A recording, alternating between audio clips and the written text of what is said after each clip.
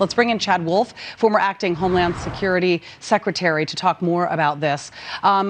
First of all, let's just talk about the immigration crisis as a whole. Jen Psaki actually won't even address it as an actual crisis. Nancy Pelosi calls it a humanitarian crisis. It seems that they just can't get their vocab to mesh, but never mind what you call it, it doesn't matter. The point is, it is indeed a crisis. And Kamala Harris, where is she? She's supposed to be looking at the root cause of it, right? That was the job she was given. So where is Kamala Harris in all this?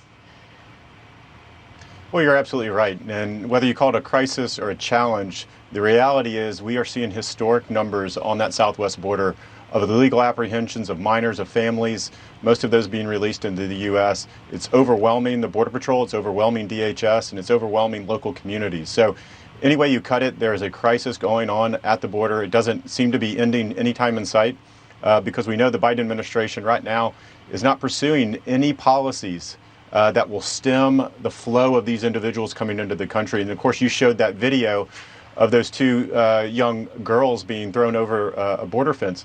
That is the direct result of this administration advertising that it is okay, that they will continue to allow minors to stay in the country if they arrive at the border. It is an inhumane policy, and we are seeing the results of that. I mean, the video is just horrifying. I mean, the two little toddlers are plopped down onto our side of the border. There is the agent who rescued these two little girls. Now they have no family, and they're now going to join the some 5,767 children in Customs and Border Patrol custody as of just this past Sunday, and those numbers are skyrocketing. In fact, CNN is reporting that the U.S. is on track to record 2 million migrants on the southern border by the end of the year. What is the plan to make it stop? Forget the focus on the root of the cause. How about just the solution? Well, that's just it. Again, I've said that the administration continues to address this issue as though it's a capacity issue, trying to bring on more facilities and facilitating the introduction of these individuals into the country. And that is the wrong approach. You've got to address the illegal behavior that's happening at that border to stop the flow, to stop the tide that is coming in and the surge that is coming in. So that's really where they need to be focused. It's not where they're focused today.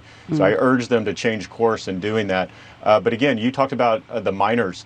There's over 5,000, about 5,000 in custody, CBP custody, another 7,000 or 8,000 in HHS custody. And for DHS, that's almost double what we saw in the height of the crisis in 2019, when so many on the far left and others were so outraged at what was going on in the border. They have doubled the amount of minors in CBP facilities today. And then again, it's a direct result of these policies that they have been pursuing since Inauguration Day. There are ways to fix this. Right. And Border Patrol and DHS can stem the tide very, very quickly.